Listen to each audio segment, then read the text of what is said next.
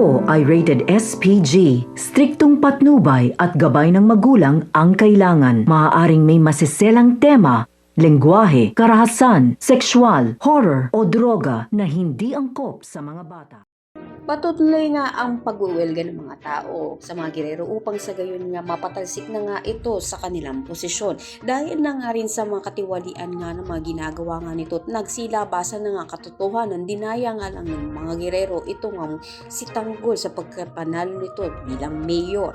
Kaya naman dahil dito patuloy ang kanilang pag-aaklas itong mga girero upang sa gayon hindi nga sila matanggal nga sa pwesto. Sa kabilang banda naman nga inagawa na nga na ilaglag nga nito ni Benito nga sila Tanggol bilang nga sa kanyang paghihiganti kay Tanggol sa pagkawala nga nito ni Primo. Ngunit hindi nga nito alam na mapapanganib nga rin pati ang buhay nga niya, pati ang asawa nga niya, at hindi din nagtagal.